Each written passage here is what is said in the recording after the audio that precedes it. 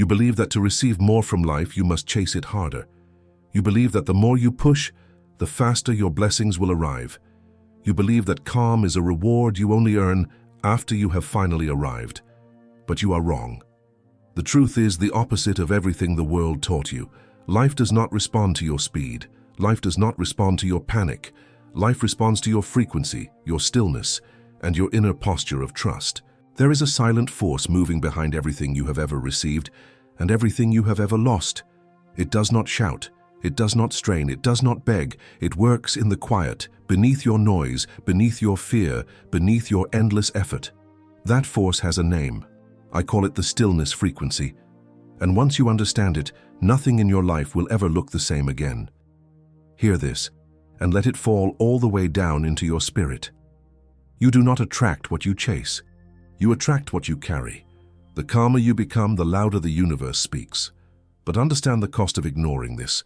Every time you act from anxiety, you push your blessing one step further away. Every time you force a door, you break the key in the lock. Every time you let fear take the wheel, you sabotage with your own hands the very life you are praying for. The desperate person repels exactly what the peaceful person attracts. And most people spend their whole lives running, sweating, straining, and quietly wondering why life keeps withholding from them. So before we go any deeper, sit with this one question, and do not rush to answer it. What is life still waiting for you to put down before it can finally place something far greater into your hands? Take a breath now, a real one. Slow it down. Because what you are about to hear was not made to entertain you. It was made to rearrange something inside you. For the next stretch of time, there is nowhere else you need to be. There is nothing else you need to fix in this exact moment. There is only you, this voice, and a truth that has been waiting for you to grow quiet enough to receive it. Most people misunderstand calm completely. They think calm is weakness. They think calm is passivity. They think calm is what happens when a person has given up, settled, lowered their dreams, and stopped wanting more. So they avoid it. They treat their anxiety like fuel. They treat their restlessness like ambition. They wear their exhaustion like a badge of honor and call it dedication. And then they wonder why the harder they grip, the more life slips through their fingers. But calm is not weakness. Calm is the highest form of power a human being can carry. Calm is the strength that no longer needs to prove itself. Calm is the mind that has stopped fighting reality long enough to finally hear God speak. A raging river cannot reflect the sky. Only still water can, and only a still soul can reflect the will of heaven clearly enough to follow it. When you are anxious, you cannot hear guidance. When you are panicked, you cannot recognize opportunity. When you are desperate, you make the wrong decisions quickly and the right decisions never. Fear has a voice, and that voice is always loud, always urgent, always certain that the sky is about to fall. But the voice of wisdom is quiet. The voice of guidance is gentle. The voice of God almost always is a whisper. And a whisper can only be heard by someone who has lowered the noise inside themselves enough to listen. This is the bridge between your faith and your mind, and you must see it clearly. Your faith tells you that God is working on your behalf. Your mind, when it is calm, is finally able to perceive that work, cooperate with it, and stop interrupting it. Anxiety is not a sign that you care more. Anxiety is a sign that you have forgotten who is holding you, and the moment you remember, your whole body changes. Your breathing slows, your shoulders drop, your thoughts clear, and life, which had been waiting at the door this entire time, finally steps in. There is a sentence in the book of Psalms that has survived thousands of years because it carries the weight of pure truth. It says, "Be still and know that I am God." Read it slowly. Notice the order of the words. It does not say strive and know that I am God. It does not say worry and know that I am God. It does not say run faster and know that I am God. It says be still. The stillness comes first. The knowing comes second. You cannot truly know that God is in control while your soul is sprinting in every direction at once. Be still and know. The stillness is not the absence of action. The stillness is the absence of fear. It is the inner decision to stop treating life as an emergency. It is the moment you stop trying to carry the weight of the whole universe on your own two shoulders, and you remember that the universe was carrying you long before you learned how to worry. When you are still, you are not doing nothing. You are doing the deepest thing a person can do. You are remembering who God is and remembering who you are not. Napoleon Hill spent his entire life studying the most successful and fulfilled people in the world, and he discovered something that surprised even him. He found that the great achievers were not the most frantic. They were the most composed. Napoleon Hill said that the subconscious mind responds far more readily to thoughts that are charged with calm faith than to thoughts that are charged with fear. A mind in chaos cannot plant anything. The soil is moving too fast. But a calm mind is settled soil, and into settled soil you can finally plant a seed that will actually grow. Think of your inner world as ground. Every thought you think is a seed. Every emotion you feel is the weather. When your inner weather is a constant storm of anxiety, even your best seeds get washed away before they ever take root. You pray a powerful prayer, and then 10 minutes later, your fear digs it back up to check if it is growing yet. You speak a word of faith, and then your panic uproots it to inspect the soil. Nothing can grow in ground that is constantly being torn open by worried hands. But the person who has learned to be still plants the seed, covers it, trusts it, and walks away in peace. And that seed, hidden in the quiet, does what seeds do. It grows. This is why two people can pray the same prayer and live two completely different lives. One prays from desperation, and desperation keeps digging. The other prays from stillness, and stillness lets the seed sleep until it is ready to rise. The difference was never the words. The difference was the frequency underneath the words. So let this settle in you before we go further. Your calm is not a delay on the way to your blessing. Your calm is the very condition your blessing has been waiting for. The peace you keep postponing until your situation improves is the exact peace that will improve your situation. You have had the order backwards your whole life. Calm first, then everything else follows. There is a moment in the life of Jesus that the world has never stopped retelling, because everyone, in some season, finds themselves inside that exact scene. Jesus and his disciples were crossing the sea in a small boat when a violent storm rose up without warning. The wind screamed. The waves climbed higher than the boat. Water poured in over the sides. The disciples, many of them experienced fishermen, men who had spent their lives on that water, were certain they were about to die. And in the middle of all that terror, they turned and found Jesus asleep. Asleep, in the storm. The wind did not wake him. The waves did not wake him. The chaos that was destroying the courage of every other man on that boat did not disturb his rest at all. And when the disciples finally shook him awake, crying out that they were perishing, Jesus stood up and he spoke 3 words to the storm: "Peace, be still." And the wind stopped, and the sea went flat, and there was a great calm. Now hear what most people miss when they read that story. The calm did not begin when Jesus spoke to the storm. The calm began inside Jesus long before the storm ever started. He did not become calm because the sea went quiet. The sea went quiet because he was already calm. He carried the stillness into the storm. He did not wait for the storm to hand it to him, and that is the entire lesson, written in a single scene. You will never out-argue the storm into stillness. You carry the stillness in, and the storm bends to the frequency you bring.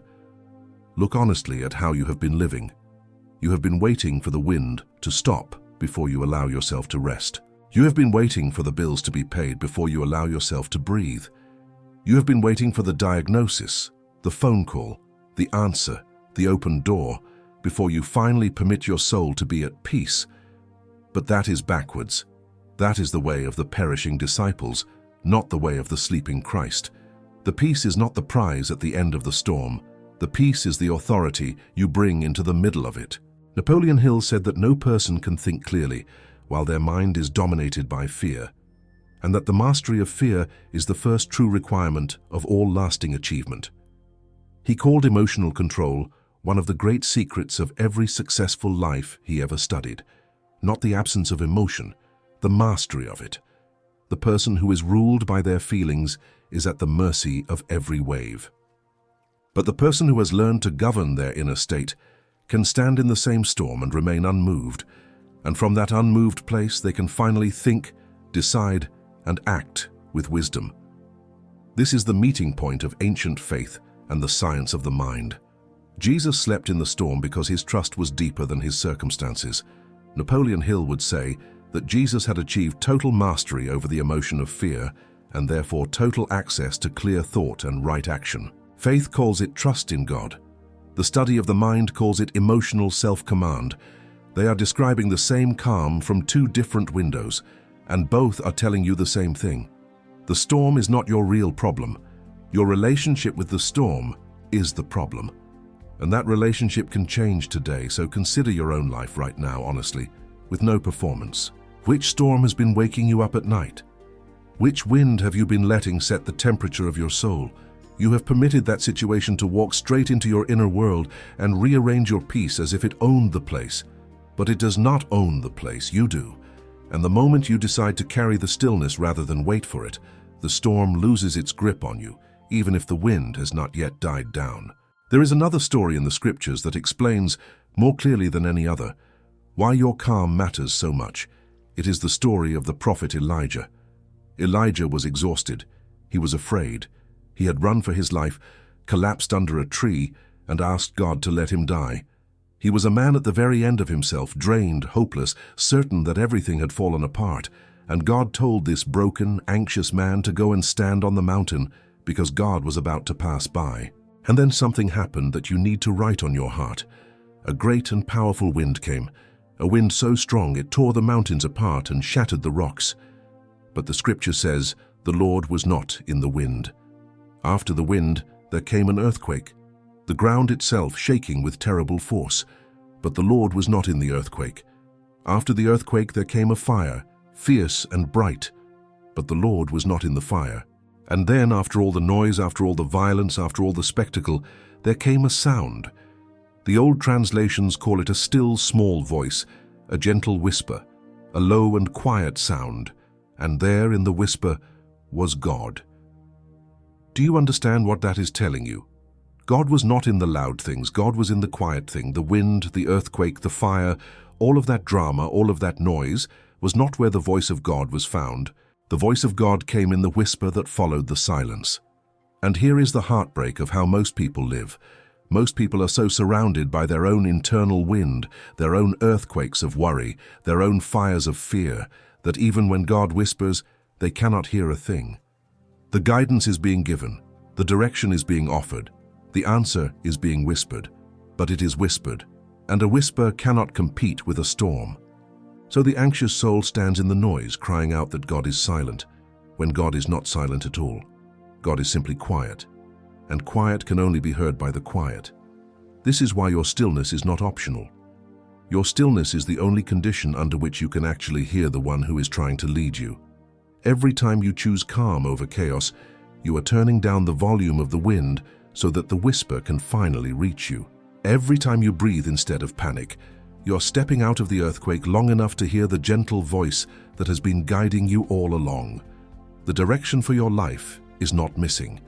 Your ability to hear it has been buried under noise that you yourself can choose to quiet. God is whispering the next step to you right now. The question is only whether you are still enough to receive it. So let me ask you something and let it land. How many times has God whispered to you and you missed it because you were too loud inside to hear? How many gentle nudges, how many quiet ideas, how many soft impressions to call that person, to wait one more day, to let that thing go, did you override because they did not come with the volume and the drama your anxious mind was waiting for? You have been listening for thunder, but heaven has been speaking in whispers. And the practice of becoming calm is nothing less than the practice of finally being able to hear your own life being directed. Take a moment with that. Do not move past it quickly. Somewhere in your recent days, God has already whispered something to you.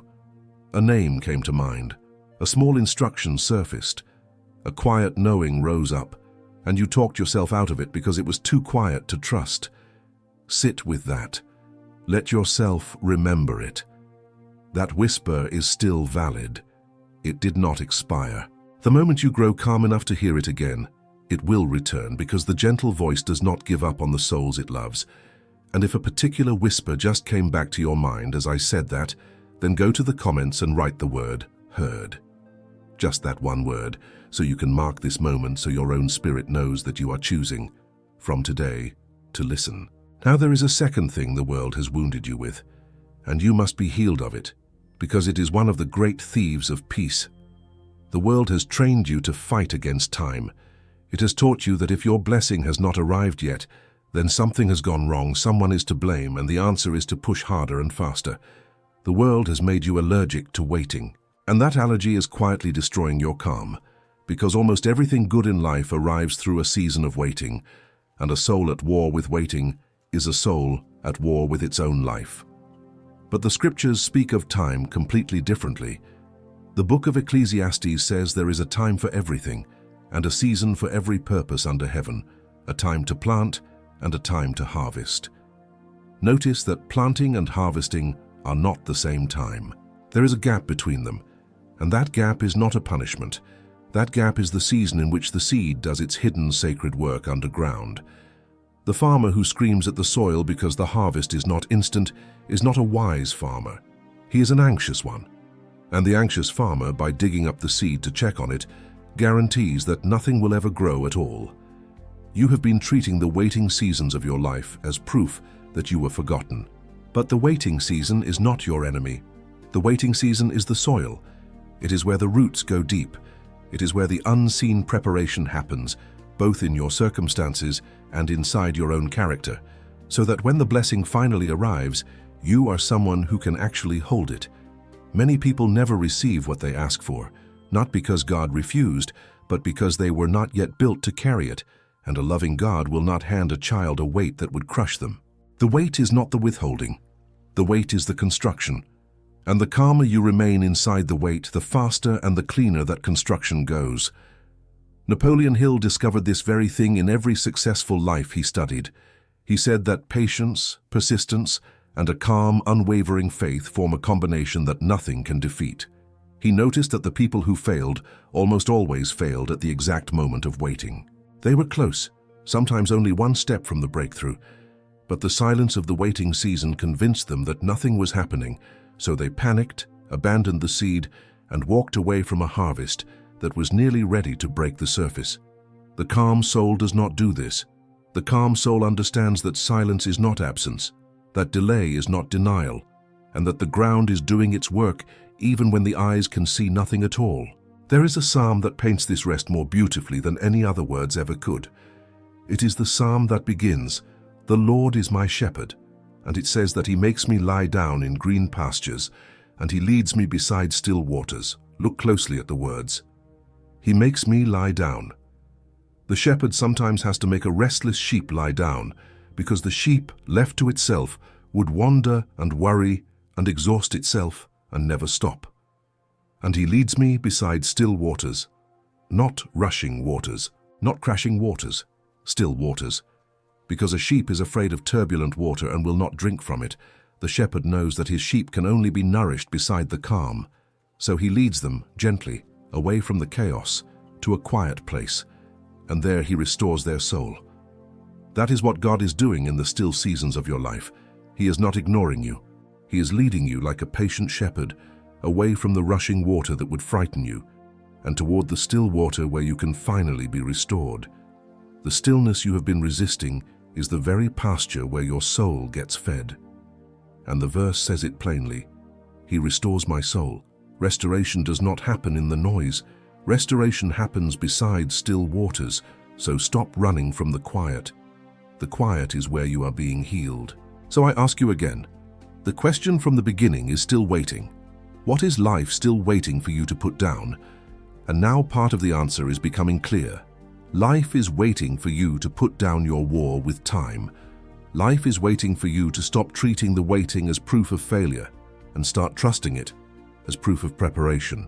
The moment you make peace with the season you are in, you stop leaking energy into resistance, and all of that recovered energy becomes available for the calm, magnetic, trusting state that draws your good toward you. There is a law underneath everything you have been living, and once you see it, you cannot unsee it. You do not attract what you want. You attract what you are. You do not attract what you ask for with your lips. You attract what you broadcast with your state. And desperation, no matter how spiritual it dresses itself up to be, broadcasts only one message into the universe.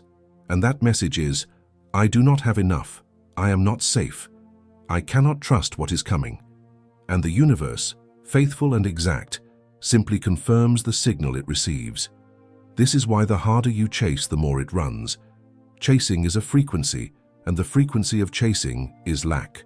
When you grip something with anxious hands, your very grip announces that you believe it is scarce, that you believe it is leaving, that you believe there will never be more.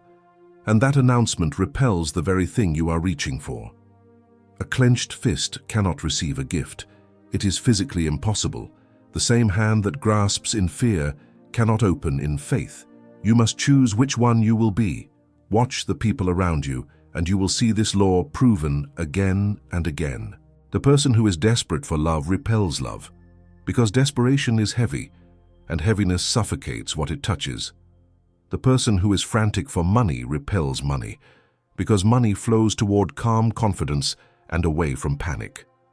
The person who needs the approval of others so badly that they can taste it almost never receives it, while the one who has made peace within themselves seems to attract respect without even trying. It is not luck. It is not unfairness. It is law. Calm is magnetic. Desperation is repellent. And you have been living on the wrong side of that law for far too long. Napoleon Hill said that thoughts are things, and that every thought a person holds with deep feeling begins, in time, to draw its physical equivalent toward them. He called this the principle of vibration, and he insisted it was as real and as reliable as gravity. Your dominant emotional state is not private. It is not hidden. It radiates out of you constantly, into every room you enter, into every conversation, into every decision, and into the unseen field where your future is being assembled. You are always broadcasting. The only question is what. So understand exactly what desperation costs you. Desperation does not just feel bad. Desperation actively builds the future you are afraid of. When you obsess over the bill you cannot pay, you are not solving the bill. You are deepening the groove of lack in your subconscious mind, and a deepened groove only attracts more of itself. When you replay the rejection, the betrayal, the failure, you are not protecting yourself. You are rehearsing it, and what you rehearse, you reinforce, and what you reinforce, you eventually relive. Fear is not a harmless feeling. Fear is a creative force pointed in the wrong direction, and every anxious soul is, without knowing it, a powerful builder constructing the exact prison they are begging God to free them from. This is the silent sabotage that destroys more lives than any external enemy ever could. People do not usually fail because the door was locked. They fail because they pounded on the door so frantically that they never heard it click open. They were so loud in their panic that they missed the quiet moment the answer arrived. The opportunity came dressed as a small, unremarkable nudge, a gentle thought, a calm idea, and they ignored it because they were waiting for a thunderclap, and God rarely sends thunderclaps to people who cannot hear whispers. So feel the seriousness of this, because it matters. If you do not learn to master your inner state, you will spend the rest of your life as your own greatest obstacle.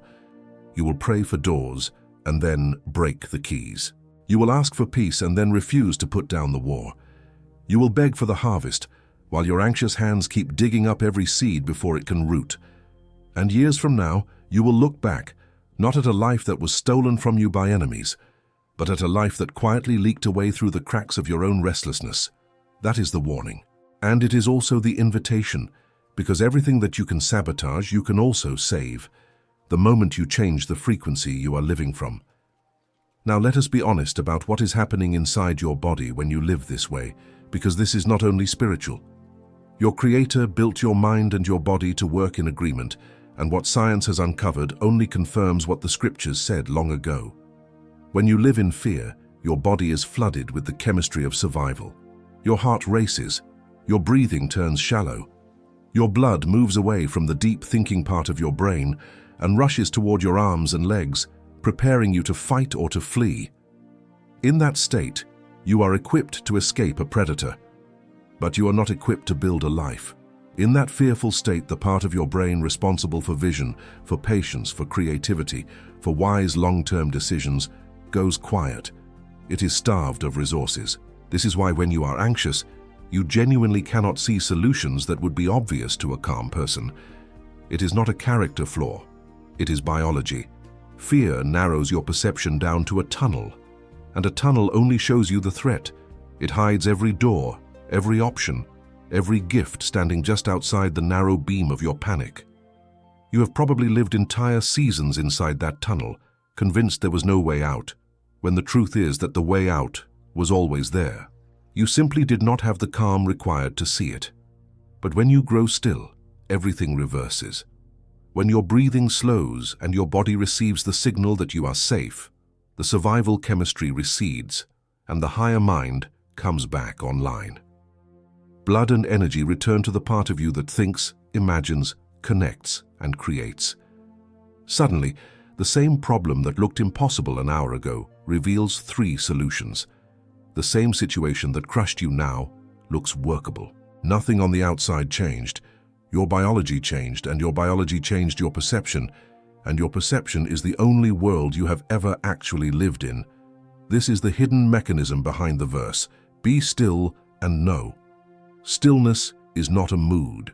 Stillness is a physical state that unlocks a higher mind. When you calm your body, you upgrade your access to wisdom. When you slow your breath, you widen your vision. When you quiet your nervous system, you give the still, small voice of guidance a frequency clear enough to be heard. God placed the receiver for his guidance inside a calm body, not a frantic one. And this is why the practice of becoming calm is not a luxury and not a soft indulgence. It is the doorway to every good thing you have been asking for. The calmer you become, the more of reality you are actually able to perceive, and you cannot receive what you cannot perceive. The prophet Isaiah recorded a sentence that the anxious world has been ignoring for thousands of years, and it cost that world dearly. He wrote that in returning and rest you shall be saved, and in quietness and confidence shall be your strength. And then Isaiah added the heartbreaking line. He wrote that the people were not willing. God offered them strength through quietness, and they refused it. Because quietness felt like doing nothing, and doing nothing felt like dying, and so they chose the exhaustion of striving over the strength of stillness. And humanity has been making that same refusal ever since. Hear what Isaiah is telling you. Your strength is not in your striving. Your strength is in your quietness and your confidence.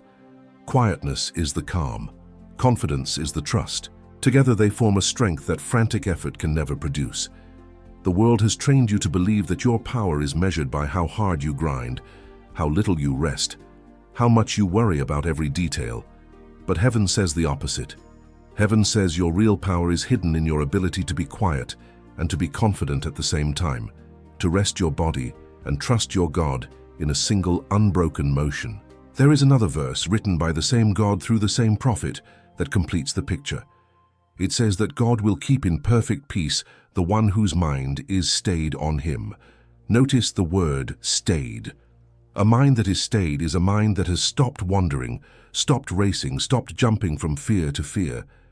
A stayed mind is a settled mind, and the promise attached to that settled mind is not ordinary peace, it is perfect peace.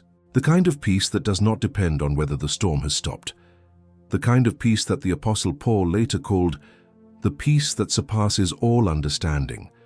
A peace so deep it cannot be explained by your circumstances, because it was never coming from your circumstances in the first place. Napoleon Hill said that faith is a state of mind which can be developed through repeated affirmation, and that this faith is the only known antidote for failure. But he was careful to describe what kind of faith he meant. He did not mean an anxious, pleading faith that prays one prayer and then panics for the rest of the day. He meant a calm, settled, expectant faith, a faith that has so thoroughly accepted the good outcome that the soul can finally rest. That is the faith of Isaiah. That is quietness and confidence working as one. It is a calm so rooted in trust that it becomes its own kind of strength. And here is where I need you to do something, because this truth is not meant to stay inside the screen. It is meant to take root in your life. If something in these words is reaching the deeper part of you, if you can feel your own breathing slowing down right now, Then I want you to pause and speak directly into the comments. Write this exact sentence so your own eyes can see your own decision. Write, "Today I choose stillness over striving." Do not scroll past that instruction. Stop and write it. Because the moment you put it into words that exist outside of you, you have made it real. You have sent a signal to your own subconscious mind that a new chapter has begun. And while you are there, if this message is doing something real inside you, take 1 second to like this video and to subscribe to this channel, not as an empty gesture, but as a declaration that you are choosing to feed your mind with truth instead of noise from now on. The simple act of subscribing tells your own spirit that you are serious about who you are becoming. Now we go to the heart of everything, the silent force I named at the very beginning, the stillness frequency. It is time to fully understand what it is, because it is not a metaphor and it is not a mood. It is the invisible operating state of your entire life. The stillness frequency is the steady inner state from which you meet your entire life. It is not what you say you believe. It is not what you post or declare or hope. It is the actual emotional temperature you are running at, underneath all of that, hour after hour, day after day. And here is the truth almost no one is taught. Life does not respond to your words. Life responds to your frequency. You can speak prayers of abundance all day long, but if the frequency underneath those prayers is fear, then fear is the order you are placing, and fear is what will be delivered.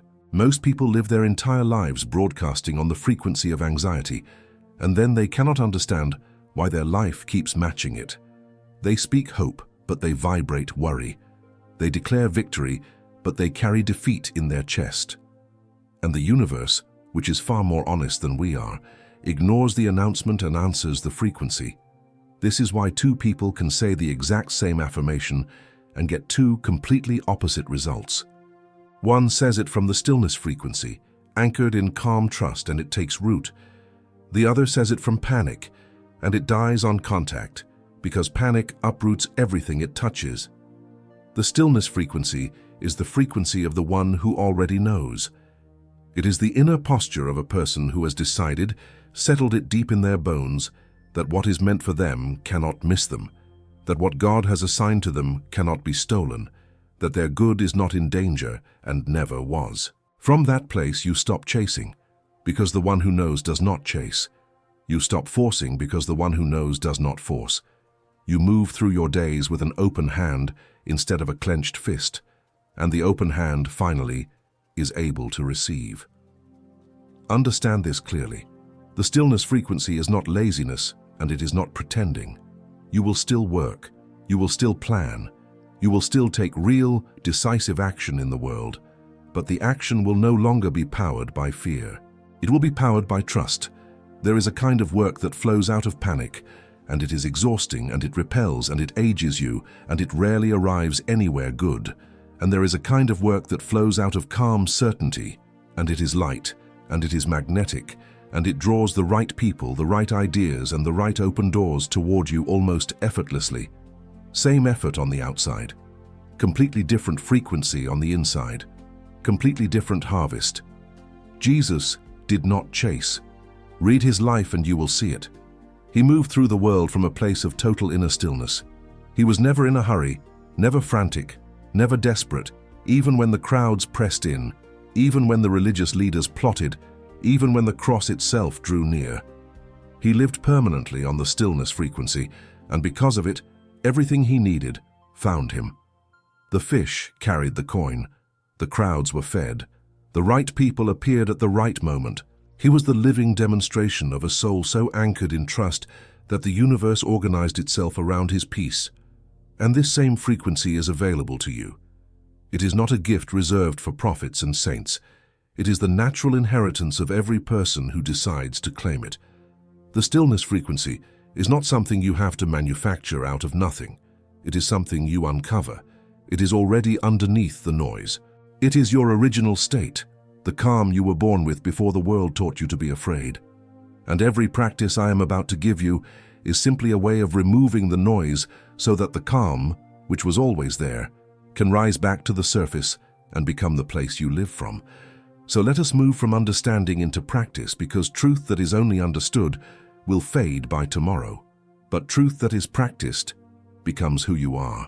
The first practice is the practice of returning to stillness on purpose, and you can begin it right now, exactly where you are. You do not need a special room. You do not need silence around you. You only need a decision. Begin with your breath, because your breath is the one door into your nervous system that you can open with your own hand. Right now, wherever you are, breathe in slowly through your nose, gently, to a count of 4. Hold it softly for a count of 4, and then release it slowly, even more slowly than you took it in, to a count of 6. Do that again. Breathe in for 4, hold for 4, and release, long and slow, for 6. With every exhale, you are sending a direct message to your own body. The message is, I am safe. The storm is not in charge. God is holding me and I can rest. Do this a few times and feel your shoulders begin to lower. Feel your jaw soften. Feel the frantic edge in your chest begin to dissolve. This is you returning to your original frequency. Now, with your body settled, I want you to build something with your imagination, because the imagination is not a toy. Napoleon Hill said that the imagination is the workshop of the mind, the place where every plan and every achievement is first created before it is ever made visible in the world. What you build clearly and calmly on the inside, you begin to draw toward you on the outside. So let us build. Picture yourself 1 year from today. See the version of you who has lived this entire year on the stillness frequency. Watch how that version of you wakes up in the morning. There is no jolt of dread, no immediate reaching for the phone to check what went wrong overnight. There is a slow, peaceful waking, a moment of gratitude before the feet even touch the floor. See the way that version of you walks. The shoulders are down, the face is soft. There is an unhurried steadiness in every movement, the walk of a person who knows that what is theirs is already on its way. See how that version of you handles a problem. The problem arrives, and instead of panic, there is a pause, a breath, a calm and clear response. See the home that calm person lives in. See the relationships that calm person attracts, because calm people attract calm love, calm peace, calm provision. See the bank account, the open doors, the answered prayers that flowed toward that version of you, not because they fought harder, but because they finally became the frequency that those blessings were always looking for. Sit inside that picture for a moment. Do not just look at it, feel it. Feel the relief of it. Feel the peace of being that person, because that feeling right now is not fantasy. That feeling is a seed, and every time you return to it, you water it. The version of you that you can see and feel with this kind of calm clarity is not a stranger. It is a memory of a future that your trust is already building. Now let us give your mind its new instructions, because the calm state must be paired with the right words, or the old fearful words will rush back in to fill the silence. Napoleon Hill taught the principle of auto-suggestion, the deliberate, repeated feeding of chosen thoughts into the subconscious mind until that mind accepts them as simple fact and begins to organize your whole life around them. The subconscious does not argue. It does not analyze. It simply accepts what you give it most often and with the most feeling, and then it goes to work, making your outer life match it. So you must choose on purpose what you will give it. These are your affirmations, and I want you to receive them not as words to recite, but as truths to settle into. Do not rush them. Speak each one slowly, on an exhale, from the calm place you have entered. The first one, I am calm, and because I am calm, I can clearly see the way. The second, I do not chase what is mine, because what is mine is already moving toward me. The third, I release my grip, and in releasing, I finally receive. The fourth, the peace of God guards my mind, and a guarded mind cannot be defeated. The fifth, I trust the timing of my life, because nothing assigned to me by God can ever arrive late. And the sixth, the calmer I become, the more life gives me, and I am becoming calmer every single day. Speak those words, but more than speaking them, agree with them. There is a vast difference between saying an affirmation and agreeing with it. Saying it is the lips.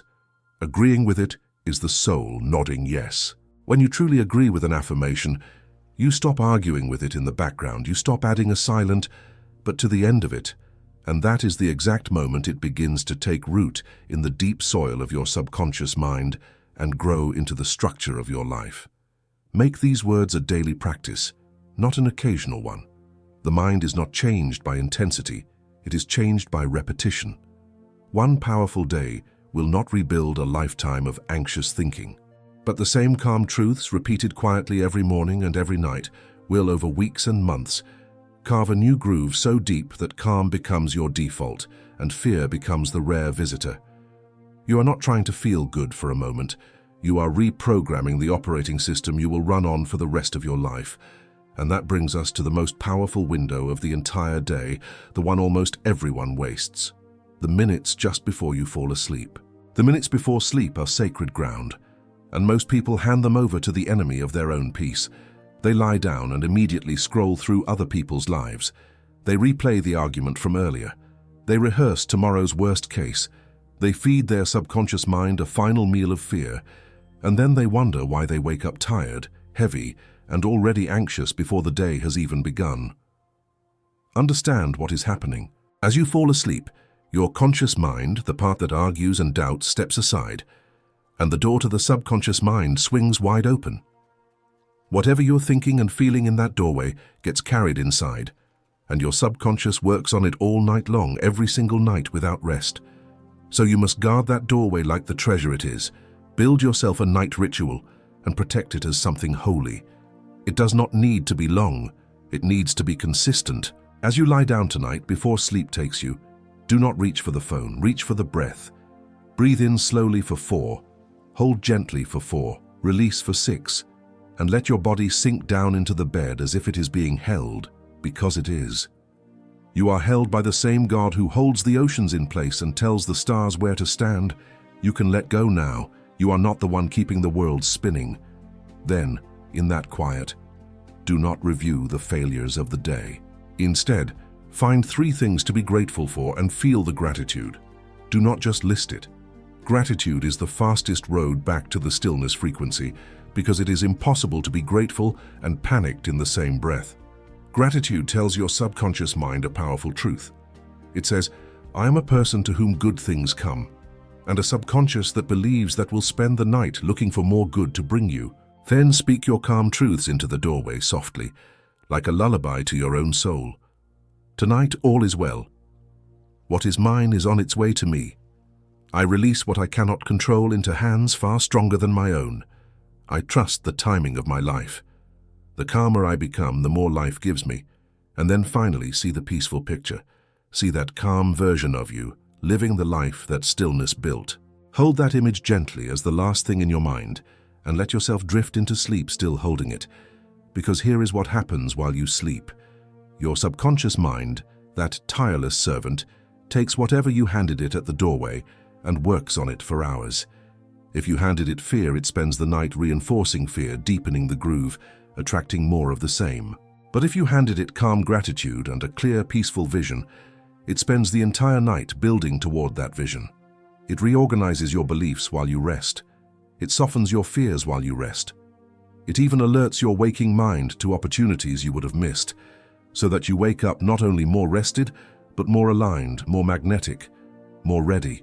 Napoleon Hill said that the subconscious mind works continuously, day and night, and that the person who learns to direct it deliberately gains access to a power that the anxious and undirected will never know. You sleep for a third of your life. Imagine what changes when that third of your life is finally working for you instead of against you. Do this every night, not perfectly, just faithfully. Some nights you will forget. Some nights the fear will fight to take the doorway back. That is normal, and it is not failure. The moment you notice, simply return. The whole practice is nothing more than returning, gently, again and again, to stillness. And slowly, without you even noticing the day it happened, calm stops being something you do and becomes something you are. Now I want to return to the question I gave you at the very beginning, the one I told you not to answer yet. I asked, what is life still waiting for you to put down, before it can finally place something greater into your hands? You have carried that question through this entire message, and now you are ready for the answer. Because the answer is the deepest truth of everything we have walked through together. What life has been waiting for you to put down is the illusion of control. It is the heavy, exhausting belief that if you do not personally worry about it, grip it, force it, and manage every single detail of it, then it will all fall apart. That belief feels like responsibility, but it is actually fear wearing the costume of responsibility, and it has filled both of your hands. Your hands have been so full of trying to control everything that there has been no room left to receive anything. God has been standing in front of you this whole time, holding what is meant for you, waiting patiently for you to set down the weight you were never assigned to carry. There is a verse in the book of Exodus that closes this entire circle. The people of Israel were trapped, the sea in front of them and the army behind them, and in that impossible moment, Moses said something that almost no anxious heart can accept. He said, "The Lord will fight for you, and you need only to be still." You need only to be still. The instruction in the worst moment of their lives was not run faster, not fight harder, not panic more efficiently. It was, be still. Their stillness was not weakness in that moment. Their stillness was the very thing that made room for God to move. And the sea opened, not because they forced it, because they finally stopped trying to. This is the surrender that the world has lied to you about. The world told you surrender means giving up, losing, going limp. But true surrender is not giving up. True surrender is handing the weight to the only one strong enough to carry it, and then walking forward with empty, open, peaceful hands, ready at last to receive. Surrender does not mean you stop moving. It means you stop carrying. You still take the steps. You simply stop dragging the entire mountain on your back while you take them. And when you finally do that, you discover the promise hidden inside the book of Romans, the promise that all things work together for good for those who love God. All things, not most things, not the easy things. All things, including the delay, including the closed door, including the loss that broke your heart, including the season that made no sense at all. The calm soul can believe that. The anxious soul cannot. Anxiety has to understand everything before it can rest. But faith rests first and lets the understanding come later, or sometimes not at all, and is at peace either way. That is the strength of quietness and confidence. That is the stillness frequency. It is the deep, unshakable trust that the story is being written by hands that have never once failed, and that your only true job is to stay calm enough to keep following the gentle, quiet voice that has been guiding you the entire time. So feel the weight begin to lift off your shoulders right now. You can put it down. You were never meant to carry the outcome. You were only ever meant to carry the next calm step. The future is not yours to force. The future is yours to trust. And the moment you truly believe that, your hands open, and life, which has been waiting at the door this entire time, finally has somewhere to set the blessing down. We are near the end now, so let me gather the whole truth into your hands so you can carry it out of this moment and into the rest of your life.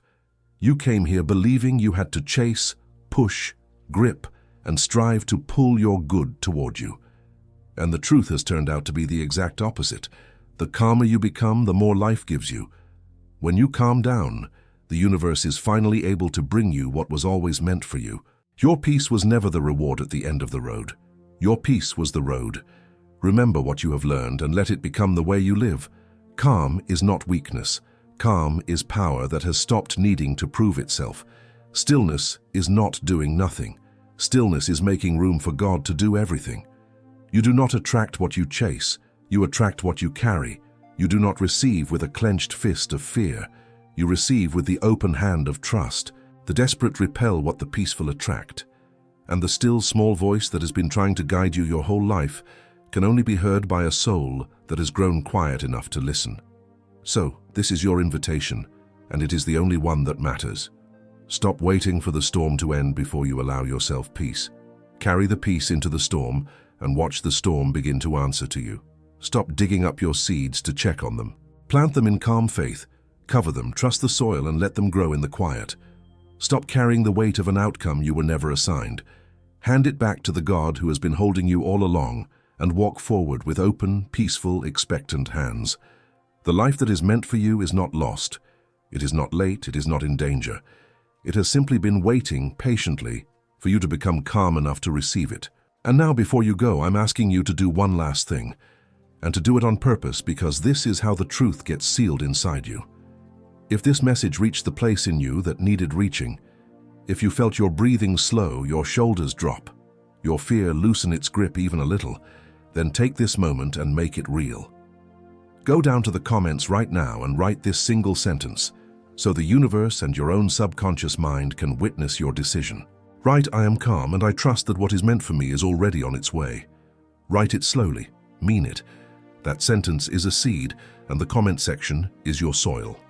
And if this video gave you something today, then like it, so that it can find its way to another anxious heart that is silently begging for exactly this peace tonight. Subscribe to this channel and turn on the bell, because you are not the same person you were 80 minutes ago, and you will need this voice again. On the hard days, on the loud days, on the days the storm tries to convince you it is in charge. This channel exists to keep your mind anchored in truth, to keep returning you again and again to the stillness frequency. And if there is someone you love who is drowning in worry, share this with them. You may become the calm hand that pulls them back to the surface, and what you give away to lift another always rises back to lift you. Now close your eyes for just a moment and take one final slow breath with me. Breathe in gently and release it long and slow, and let everything you do not need to carry leave your body with that breath. You are held, you are guided, you are not behind, and you are not forgotten. What is yours is already on its way to you, and it is moving at the speed of your peace. So become calm and stay calm, and watch what a calm soul can finally receive. The calmer you become, the more life gives you. It has always been true, and starting tonight, it becomes true for you.